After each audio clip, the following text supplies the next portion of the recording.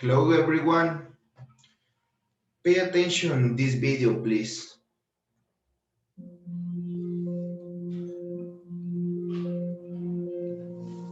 Part of spiritual development is to recognize the satanic tendencies that characterize you and to fully wrestle with them and to integrate them. That's the thing. It's not so much to cast them away, it's to transmute them. And you can see the difference between people who've done that and people who haven't, at least to some degree, because people who haven't integrated the shadow at all are naive. And you can tell that when you look at them, and you can tell that when you talk to them. And because they're naive, they're often resentful as well because they get taken advantage of. And someone who's integrated that more, they're dangerous in the martial arts sort of way, which is they're dangerous, but they don't have to use it because their presence radiates, what would you say? It doesn't radiate threat exactly. Well, certainly strength, but it's the potential for havoc. That's the right way of thinking about it. There's an implicit potential for havoc, and that's really necessary. It's one of the things that gives people self-respect. This is an interesting thing about the integration of the shadow, because recognizing yourself as the locus of evil, let's say, actually, in some sense, gives you far more respect for yourself, strangely enough, because the same respect that you might have for a wild animal or even a monster. It's like, so then maybe you learn to treat yourself differently. Like, I think this is particularly true with regards to the discipline of children. If you know that you're a monster and that will manifest itself in your life, consciously or unconsciously, and if it's unconsciously, it's not good, then you become better at disciplining children. And the reason for that is that you don't want to expose them to your dark side. And so if they behave and don't provoke you, which means they'll also behave for other people, then the monstrous part can stay in abeyance, and then that's great.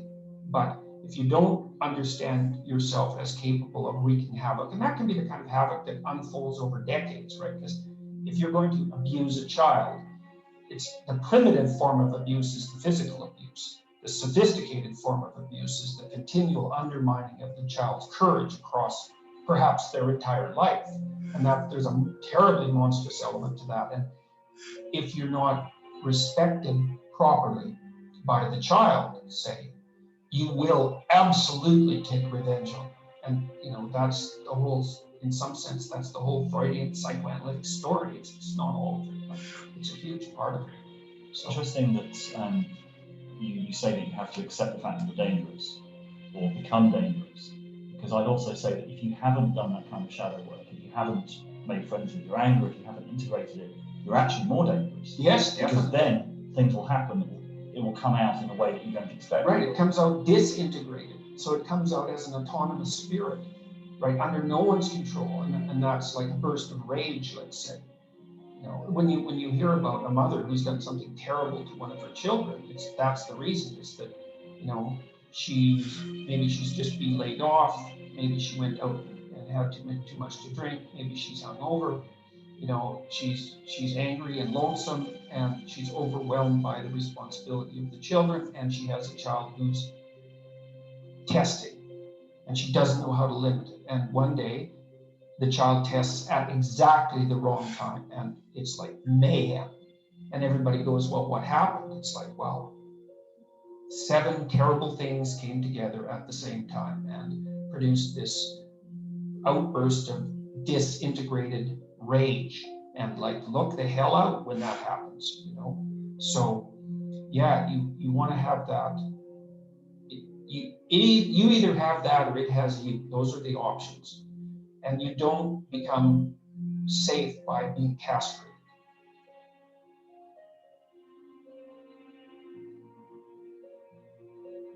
Well, what you want to do is face the dragon and get the damn gold. That's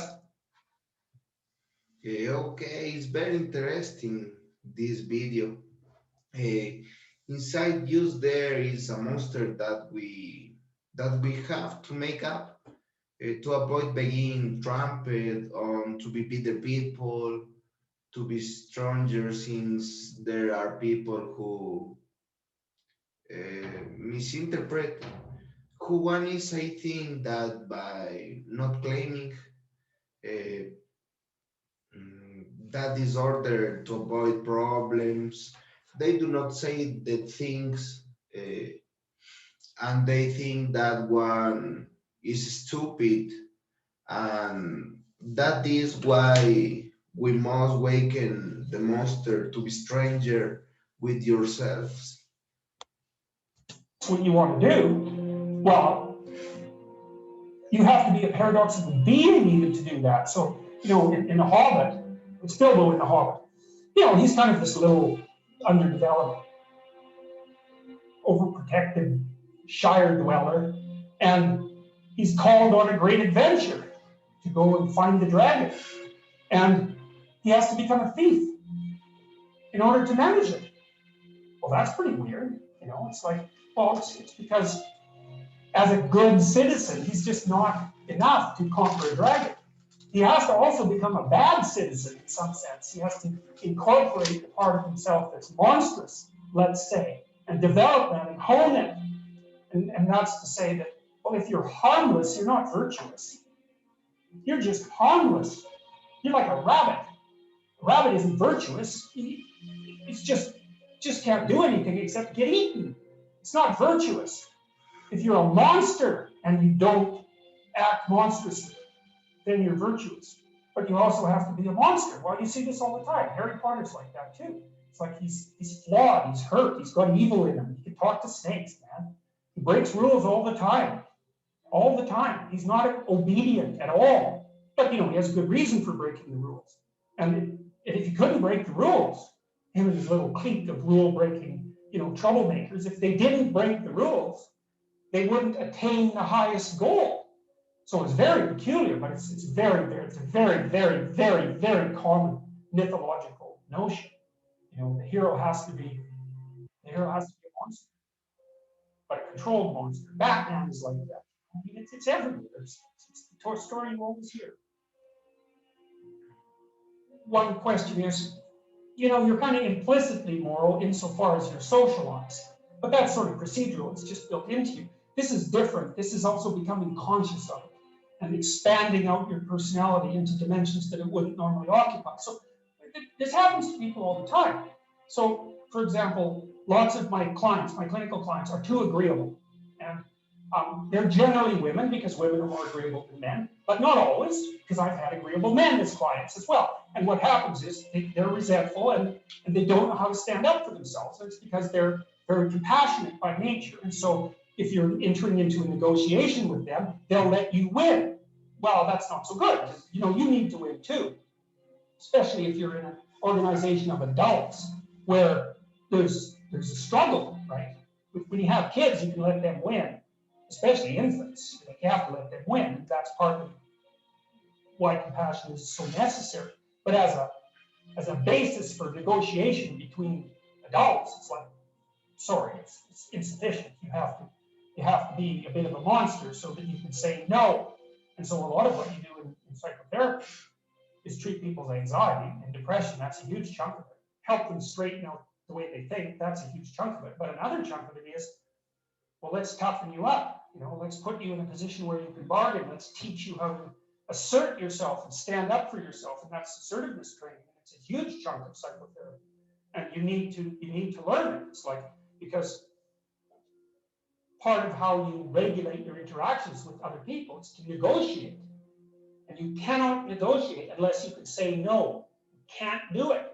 And it causes conflict to say no. And if you don't like conflict, which is basically the definition of being agreeable, then you can't tolerate the conflict. And so then you can't negotiate on your own behalf. And so then you keep losing and you're bullied. And, it's not good. Then you get resentful. And it's really not good. So you have to develop your inner monster a little bit. And then that makes you a better person, not a worse person. It's weird. But that's just how it is.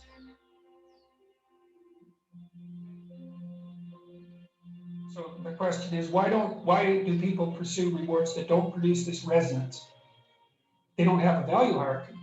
So Pleasure Island, It's the long-term consequences that is a risky when we don't know if we should do it, but it is risky. So if we don't know the answer, is risking everything. It's complicated. This then it's a good continue. example. Those kids that were brought there were lost. So they didn't have anywhere to go. They didn't have an identity. So they default to local pleasure. And that's better than none. Although the problem with local pleasure, well, as the narrative made clear, is that you better look out if you're impulsive, because it's going to kick back on you hard. And the reason is you're only considering the immediate time frame.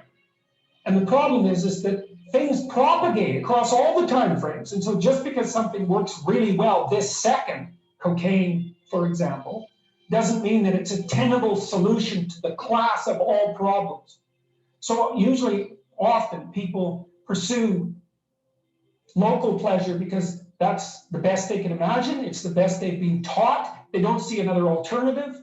So it can be ignorance. It can be they don't want to adopt the responsibility, because part of the problem with working at every level of the hierarchy simultaneously is that it's like dancing to a very complex waltz, let's say. You have to be paying attention to a very large number of things simultaneously and doing things right. It requires responsibility. And so, it's a pain. It's a weight. Part of the reason people drink alcohol is to get rid of their responsibility. I mean, that's, you hear people drink because they have problems. It's like, yeah. No. Some people drink because they're anxious. And alcoholics drink because they're in withdrawal. But young people drink because they're sick and tired of being responsible, because it's annoying. It's like, so I'll drink enough, I won't care about the medium to long-term consequences, because alcohol, that's exactly what alcohol does. It doesn't make you ignorant of the medium to long-term consequences, but it makes you not care about them. And partly it's because it dampens anxiety.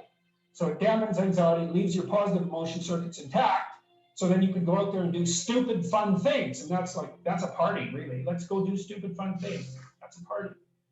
But the medium to long-term consequences it's risky. It doesn't mean you shouldn't do it, but it's risky. So, yeah, they don't know better. That's the answer, I would say.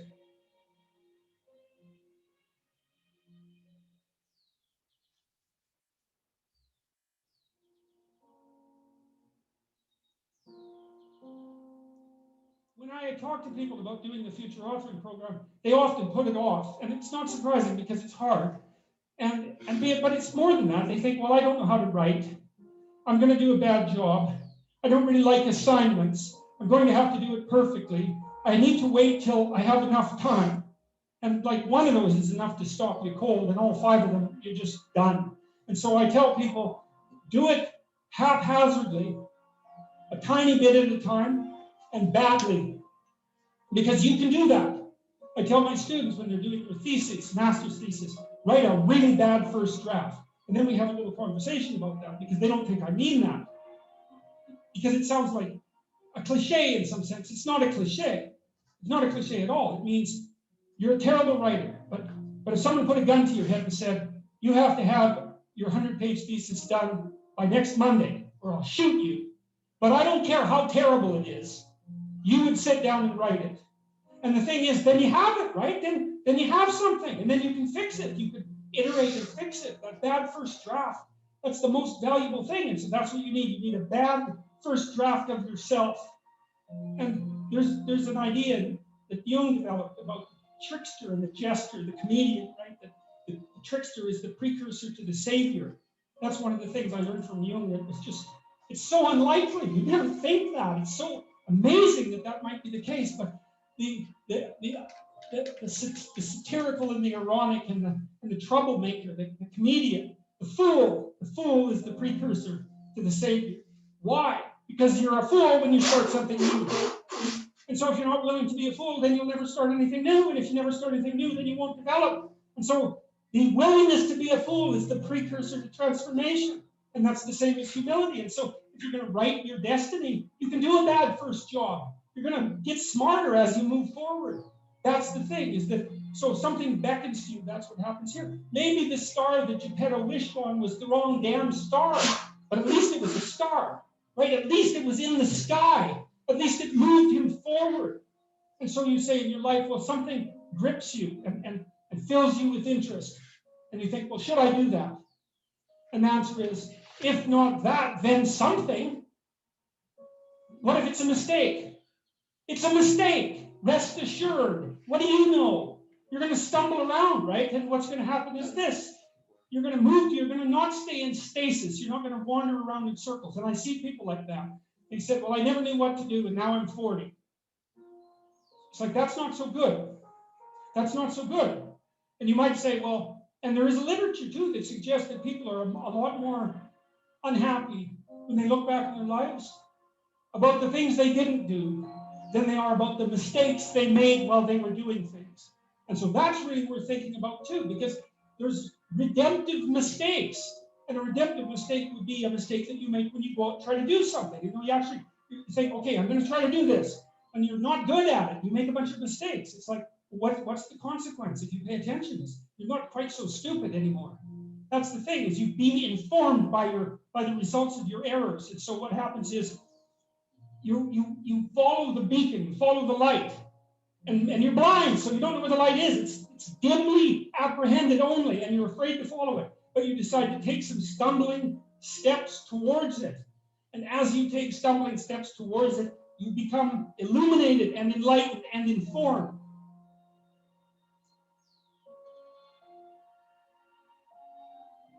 What are you afraid of? Well, okay, you're afraid of everything. Well, let's get something specific you're afraid of. Well, That is why all people worry about the future, and we think if we are doing things well or not, and it is something that always makes us uneasy. And that is why we should not worry and let things flow. Uh, we need a backdrop of oneself to be able to see our mistakes or failures, so that in everything we must take risks and know that the only consequence is that we stop being stupid. Is that then the peoples in the world is an incorrect pensament, incorrect thing. I'm afraid of an elevator. Okay, an elevator. So I have a client, she's afraid of elevators. The elevator door opens, she goes, that's a tube. And I thought, oh, wow, I thought it was an elevator. But for you, it's not a bloody elevator. It's death. And so that's what you're afraid of. It's worse than that. You're afraid of being trapped inside there in the dark, alone, not knowing if anyone is going to rescue you, stuck there with your damn imagination, freaking out. It's like, and if that's not, and then maybe you have a heart attack because you're so terrified and you die.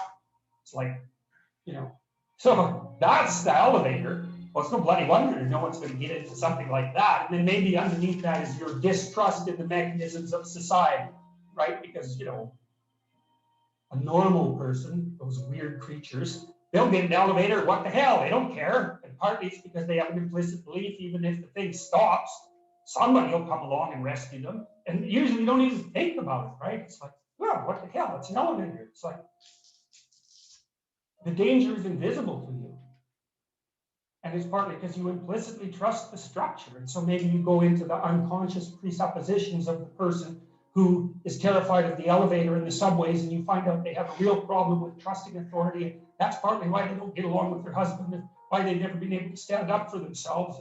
So then you say, okay, well, you're afraid of the damn elevator, but it's not an elevator, it's a tube. And the tube is partly you and it's partly the elevator and partly your unconscious mind. And so, well, what can you handle? Can you go and look at an elevator from 10 feet away? It's like, yes. Okay. How about 9 feet away? Yes. 5 feet? Yes. 4 feet? No. Okay, no problem. 4.5 feet. We're going to go from that elevator. We're going to look at the damn thing until you're bored of it. Because that's what we're trying to do. You should be bored of the elevator. Because then you're not afraid of it, obviously. It's like, it's an elevator. You just don't notice it. Right? So this week they're 4.5 feet from the elevator. Next week they're a foot from the elevator. The week after that, the horrible gates of hell open and they look inside and they don't run. And so, hey, they're tougher than they thought they were. And that's what you're teaching them, actually. You're not teaching them that the world isn't dangerous. Because that's a stupid thing to teach someone. Bloody right, the world is dangerous. It's terrifying. And sometimes people they realize that. And the veil lifts. And they see horror everywhere. They see that. And then they think, well, I'm just a little rabbit. I'm over here in the corner. I can't move. I'm petrified.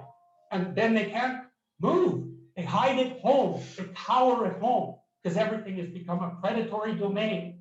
And so what you teach them is you're not as much of a rabbit as you think. And part of that is that you help them grow some teeth so that they can go home and have that fight with their husband that they should have had 25 years ago. It happens very frequently with agoraphobic clients that you get them so they can go on the damn elevator and they can go on the subway and they can take a taxi. And maybe they learn to drive. Wow, it gets some autonomy and then they're a little tougher. And so then they can stand up for themselves and they go back. Like their husband might not be very happy with any of this. Really, it depends on what sort of guy he is. You know, if he's a real tyrant, he might be just perfectly happy that he's married to someone who, you know, is afraid of her own shadow because then she won't ever leave. And so that's a nasty little story. And believe me, it's not uncommon. So she gets tougher by facing what she fears. And what she finds out is there's a hell of a lot more to her than she thought. And that's really what happens when you do behavior therapy with someone who's agoraphobic. It isn't really that they get less afraid, it's that they get braver. That's way different. It's because brave is alert and able to cope.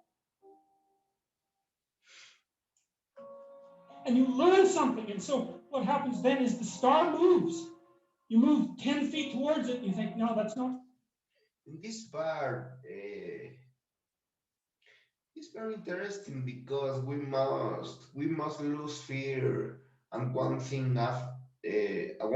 about it is that we can close your eyes and continue with all the adversities along the way because there are other things to worry about. Is for example of the video we look the example of elevador, and we know that fear stops people, uh, but that is why we must fight to stay calm and peace. Right, I didn't get it right. It isn't there, it's actually there.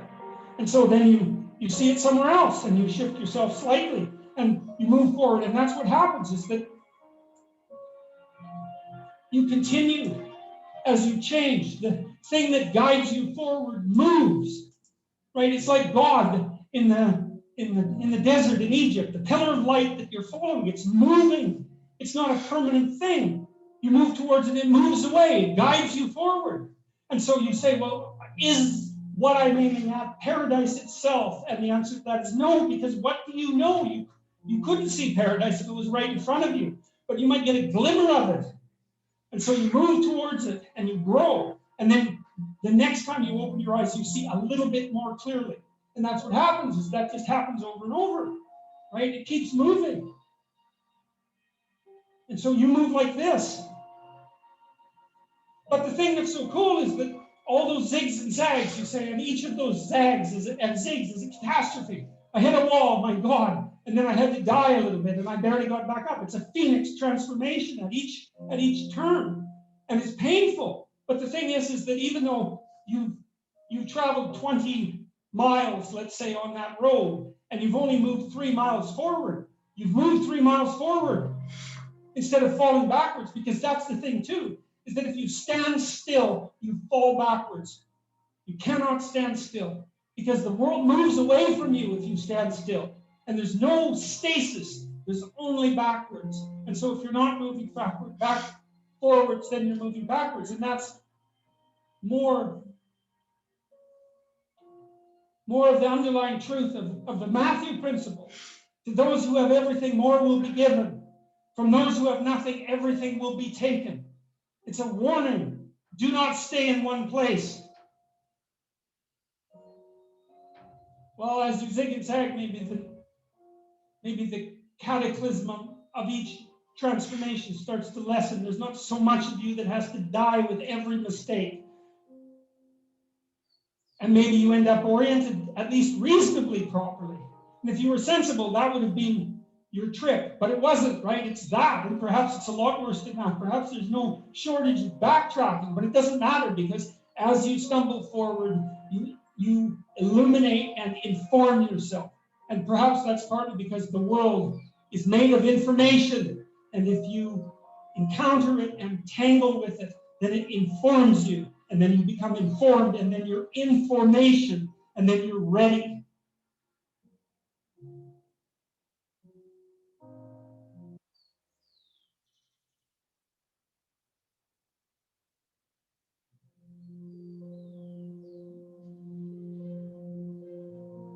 Because it could be that there are ways of being in the world that justify the world, and there are ways of being in the world that make the world unbearable. And I believe that the narrative that runs through the biblical stories is precisely a dialogue between those two types of being. And the optimistic part of the story is that being requires limitation and suffering. There's no escape from that. But there are modes of being that allow that to be perhaps even more than tolerable. Perhaps there are modes of being that allow that to be good. And it's a straight and narrow road. It's a very difficult road to tread.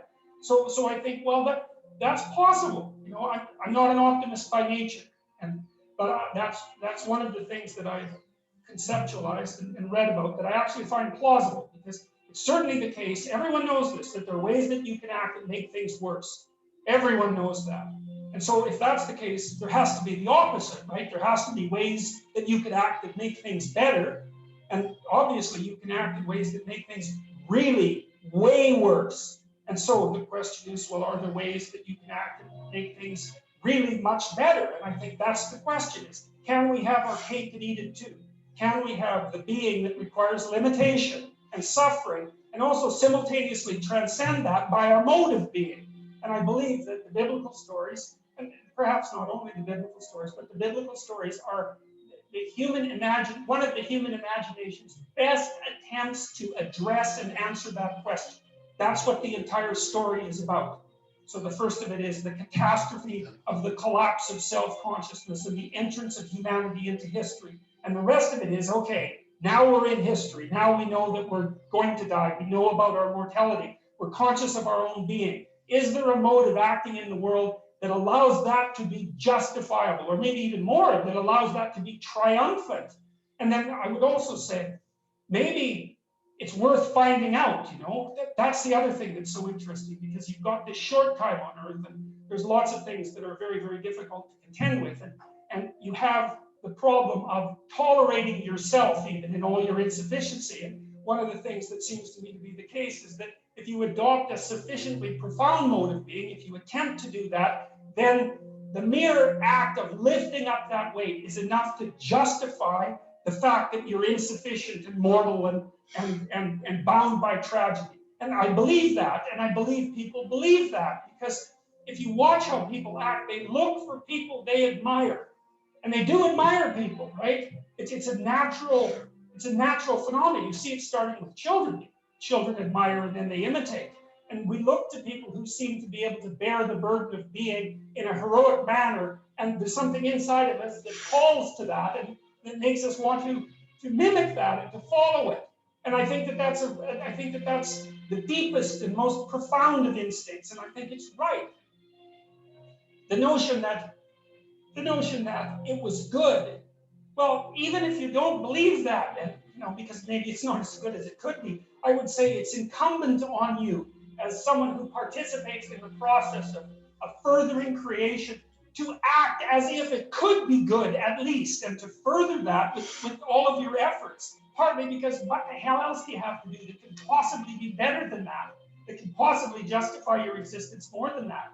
And you know perfectly well, if you have any sense at all, if you think clearly about it at all, is that that's what you want to see in everyone else.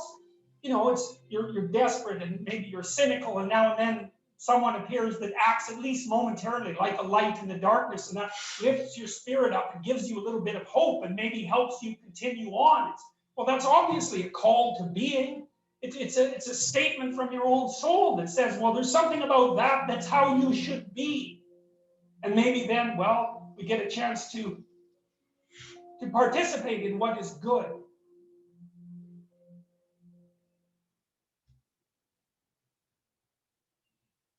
You might have heard about B.F. Skinner, you know. That that is why when we make sacrifice, we really know that the place where it will be worried, no matter how complicated this situation. We must discard the bad things around us and took out the good things. It's very important, like people, we must put pride aside. No, he used food pellets to motivate his rats, but what you don't know about Skinner is that those rats were starved to 3/4 of their normal body weight. So they would work for food, man. So Skinner's rats were kind of oversimplified, but you can get rats to work for food. They don't have to be that hungry. You can get them to work for food, and they'll do all sorts of things. They'll press levers and they'll open doors, and they'll solve problems, and you know they'll do all sorts of things. And one of the things you can do to kind of measure how much the rat is motivated is, let's say you've run him through a maze and he knows there's some food at the end of the maze. You can tie a little string to his tail and see how hard he pulls when you open the door to the maze. So that's how much rat work the rat is willing to do. So you can measure that. Or you can see how fast he skitters down the maze, and you can get an estimate about the rat's motivation. And so then you might say, well, how motivated is a hungry rat? And the answer would be, depends on how hungry he is. But there's another answer. It also depends on what's chasing him when he's going after the food. So if you have a rat and you have food over here and you waft in some cat odor, rats hate cat odor, and it's innate. They never have to see or smell a cat to be absolutely petrified by cat odor. And so if you waft in some cat odor and then open the door, that rat will zoom to that food a lot faster than it will if it's just hungry. So a rat running away from something that it doesn't want towards something that it does want is a very motivated rat. And so one of the things we did with the future authoring program that's germane to this idea of terror, there's this idea in the Old Testament, the fear of God is the beginning of wisdom. It's a pretty harsh idea, but there's something really useful about it, because one of the things you see with people all the time is that maybe they're trying to stumble forward towards their ideal, as poorly defined as it might be, but then they're afraid, right? They're afraid about what they might encounter, and that stops them, because fear does stop people. It freezes you like a prey animal, and so people move ahead, but then they get afraid, and then they stop moving ahead. And that's not so good, because negative emotion is a really powerful motivator. So we're more motivated by negative emotion than positive emotion, quantitatively speaking. Quantitatively speaking, we can measure that. That's, I think, because we can only be so happy, but we can really be suffering and dead, you know. So we have to pay more attention to the negative. And that's bad, because the negative can stop you. And then in my clinical practice, you know, I often talk to people who are trying to make a difficult life decision, and they're weighing out the costs and the benefits of making the life decision, you know. And one of the things I always talk to them about is, wait a second, that's an incomplete analysis. You have to weigh out the benefits and the costs of doing this. And you have to weigh out the costs and benefits of not doing that, not doing it. And that's not the same as the zero that you assume that you're starting with, right? Because to not make a decision also has a cost. And sometimes the cost of not making a decision is far worse than the cost of making a decision, even if the decision is risky. And so one of the things you can derive from that, and this is very useful, I think, is that this is also, I think, why it's so useful to contemplate your mortality, so to speak. Is you're screwed no matter what you do. You know, and that actually frees you, is that you have path A that has catastrophes, and you have path B that has catastrophes, and you don't get to have the no catastrophe path, but you get to pick which one. And that's really something, because if you know that there's terrible risk associated with everything that you do and don't do, then you can afford to take some risks, because you're not, you know, and this is all within the ark metaphor. I'm still making the case that despite the fact that your life is essentially catastrophic, you can make a covenant with the highest ideal, and that will take you through it the best way possible. I'm still making that case. So then you think, okay, well, I'm trying to make this decision. I'm going to go try to do something difficult. And isn't that terrifying? And then you think, yeah, but wait a minute. What's really terrifying is not doing it. And then you think about the cost of not doing it. So in the future authoring program, we have people do this little meditative exercise, which is, okay, just think about your insufficiencies by your own definition, right? The way that you don't do what you know you should do. About the things that you do that you shouldn't do, that you know you shouldn't do beyond a shadow of a doubt, right? There's some things like that. And that's bad habits and poor aim and all of resentment and hatred and aggression and unresolved conflicts and all those things that are dementing you and warping you, and then think, okay, those things get the upper hand, man. They get the upper hand, and they take you the worst possible place you could go in the next 3 to 5 years. What exactly does that look like?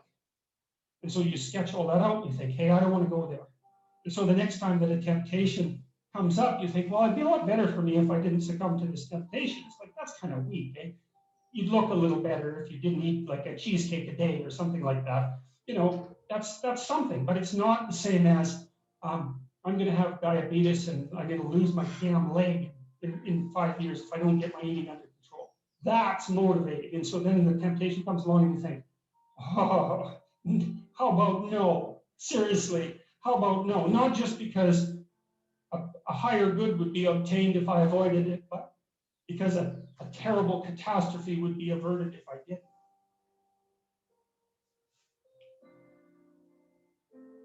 Well, so you want to get your fear behind you, right? You want to get it behind you where it's pushing you forward instead of in front of you where it's stopping you.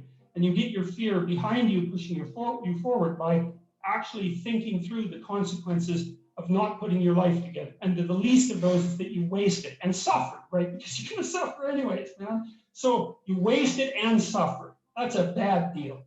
Because maybe if you're going to suffer, you can at least do something noble and glorious and upright and powerful and honorable and admirable and helpful and difficult. You know, that's just so much better. And maybe that's good enough so that you think, hey, you know, little suffering, it's basically worth it. At least it's a way forward, you know? At least it's a way forward.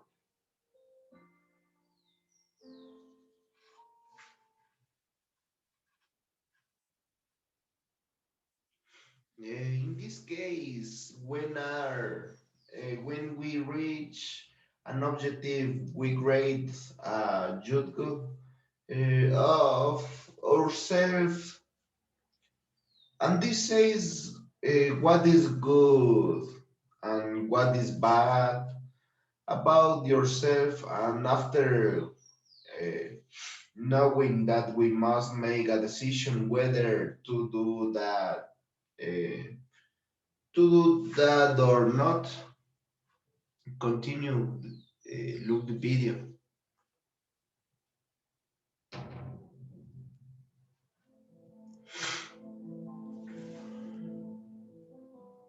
What should move forward in time with me, and what should be let go as if it's dead wood? And the more dead wood that you let go of and burn off when you have the opportunity, the less it accretes around you. Here's something interesting about forest fires. You know, people have been trying to prevent forest fires for a long time. The forest fire can burn so hot that it burns the topsoil right off, in which case you don't have a forest at all anymore, you just have a desert. And lots of trees are evolved to withstand forest fires of a certain intensity, and some won't even release their seeds unless there's been a fire. And so a little bit of fire at the right time can stop everything from burning to the ground. And that's also a really useful insight, a metaphorical insight into the nature of sacrifice, right? It's also a lot easier to let go of something when you're deciding to let go of it because you've decided yourself that you're done with that. It's a weak part of you. It needs to disappear. You do that yourself. It's much better and much easier than it is if it's taken away from you forcibly, in which case you're very much likely to fight it. There's another interesting thing here, a motif that runs through the entire Bible. It's a very, very powerful motif. And it's partly associated with this idea of walking with or walking before God. And, you know, in the New Testament, Christ says something like, thy Father's will be done. And he means that that will should be done through him. And so, I won't be able to state this exactly right, but it's something like this. You know, a lot of what people regard as their own personalities and are proud of about their own personalities aren't their own personalities at all. They're useless idiosyncrasies that differentiate them trivially from other people. They have no value in and of themselves. They're more like quirks. I remember once I was trying to teach a particularly stubborn student about how to write. And she had written a number of essays in university and got universally walloped for them. And the reason for that was she couldn't write really at all. She was really, really bad at writing. And so I was sitting down with her trying to explain to her what she was doing wrong. And she was being very annoying about it, very recalcitrant, very, very unwilling to listen. That was a pearls before swine thing, you know. And at one point she said, I can write perfectly well. The university professors just don't like my style. And I could feel my hands creep towards her neck. Yeah, well, that'd be funny if it wasn't true, but it was also true. You know, and I thought, what the hell's with you? You can't even write, and you think you have a style. And not only do you think...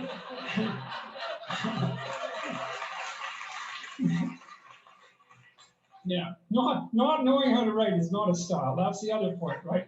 And so, you know, she instead of humbling herself, which was necessary and okay, right? Because she was a new university student. It's like, of course you don't know how to write. When were you going to learn? In school? I don't think so. Well, so she was proud of her insufficiency. That's arrogance, right? That's not humility. Self-deception and arrogance. To be proud of your insufficiency, that's a very foolish thing. And that means to cling to the parts of you that are dead.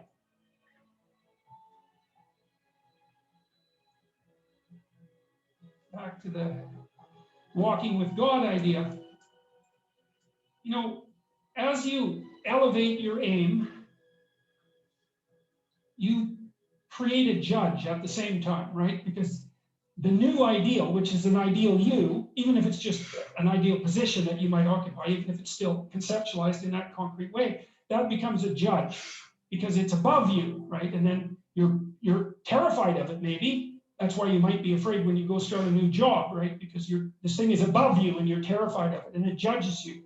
And that's useful because the judge that you're creating by formulating the ideal tells you what's useless about yourself, and then you can dispense with it. And you want to keep doing that, and then every time you make a judge that's more elevated, then there's more useless you that has to be dispensed with. And then if you create an ultimate judge, which is what the archetypal imagination of humankind has done, say, with the figure of Christ, because if Christ is nothing else, he is at least the archetypal perfect man and therefore the judge. You have a judge that says, get rid of everything about yourself that isn't perfect. Of course, that's also what God tells Abraham, right? He says to be perfect, to pick an ideal that's high enough, and you can do this. The thing that's interesting about this, I think, is you can do it more or less on your own terms. You have to have some collaboration from other people, but you don't have to pick an external ideal. You can pick an ideal that fulfills the role of ideal for you. You could say, okay, well, if things could be set up for me the way I need them to be, and if I could be who I needed to be, what would that look like? And you can figure that out for yourself, and then instantly you have a judge. And I also think that's part of the reason people don't do it, right? Why don't people look up and move ahead? And the answer is, well, you know, you start formulating an ideal, you formulate a judge, it's pretty easy to feel intimidated in the face of your own ideal. That's what happens to Cain versus Abel, for example. Then it's really easy to destroy the ideal instead of to try to pursue it, because then you get rid of the judge. But it's way better, lower the damn judge if it's too much. Like if your current ambition is crushing you, then maybe you're playing the tyrant to yourself, and you should tap down your ambitions, not get rid of them by any stretch of the imagination, but at least put them more reasonably within your grasp. You don't have to leap from point 1 to point 50 in one leap, right? You can do it incrementally. But I really like this idea. I think it's a profound idea that the process of recapitulating yourself continually is also the process of, it's a phoenix-like process, right? You're shedding all those elements of you that are no longer worthy of the pursuits that you're valuing. And then I would say the idea here is that as you do that, you shape yourself ever more precisely into something that can withstand the tragedy of life and that can act as a beacon to the world. That's the right way of thinking about it. Maybe first to your friends and then to your family. It's like, it's a hell of a fine ambition, and there's no reason that it can't happen. Every one of you knows people who are really bloody useful in a crisis, and people that you admire, right? Those are all, you can think of all those people that you admire as partial incarnations of the archetypal Messiah. That's exactly right. And the more that manifests itself in any given person, then the more generally useful and admirable that person is in a multitude of situations. And we don't know the limit to that. But people can be unbelievably good for things, It's really something to behold.